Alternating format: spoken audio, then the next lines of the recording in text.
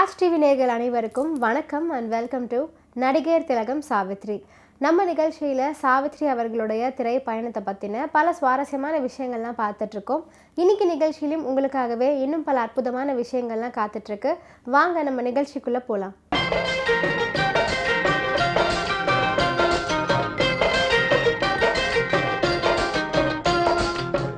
மகா நடிகை சாவித்ரி அவர்கள் நடித்த வெற்றி திரைப்படங்களின் வரிசையில் அமைந்த இன்னொரு திரைப்படம் தான் பூஜைக்கு வந்த மலர் அப்படிங்கிற திரைப்படம். 1965 வெளிவந்த தமிழ் திரைப்படம் ஆகும்.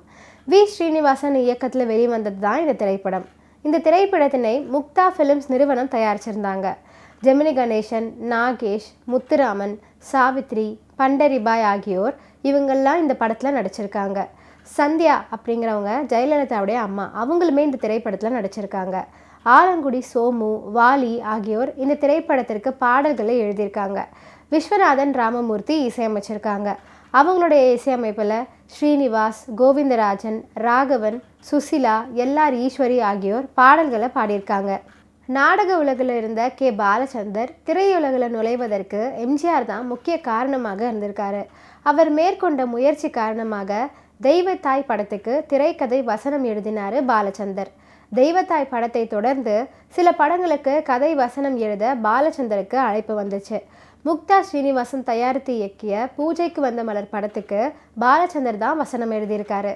பொதுவாக பாலச்சந்தர் 60களில் எழுதிய திரைக்கதைகளின் தரம் பிறகு எழுதியவற்றை விட அதிகம். காலம் செல்ல செல்ல அவரது பலம் திரைக்கதையில் இருந்து இயக்கத்துக்கு மாறிடுச்சு.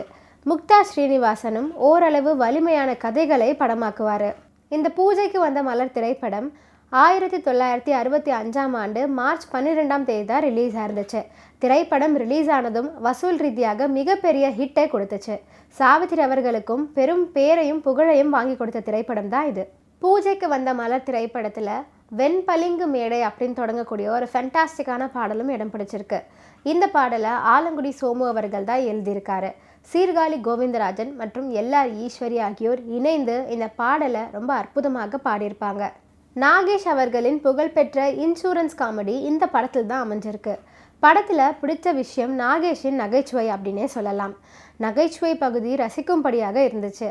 ஞாபக மறதி காரணமாக நாகேஷ் டெலிஃபோன் பூத்தை பஸ் ஸ்டாண்ட் அப்படின்னு நினச்சிக்கிட்டு அங்கேயே நிற்பதும், அதுக்கப்புறமா மனோரமாவின் சைக்கிளை தன்னுடைய ஸ்கூட்டர் அப்படின்னு நினச்சிட்டு வேக வேகமாக உதைக்கிறதும், இது எல்லாமே திரைப்படத்தில் ரசிக்கும்படியாக அமைஞ்சிருந்துச்சு. பூஜைக்கு வந்த மலர் திரைப்படத்தில் அமைந்த வாலியின் பாடலுக்கு இசை விஸ்வநாதன் ராமமூர்த்தி ஆகியோர் இரட்டையர்கள் கொடுத்திருக்காங்க.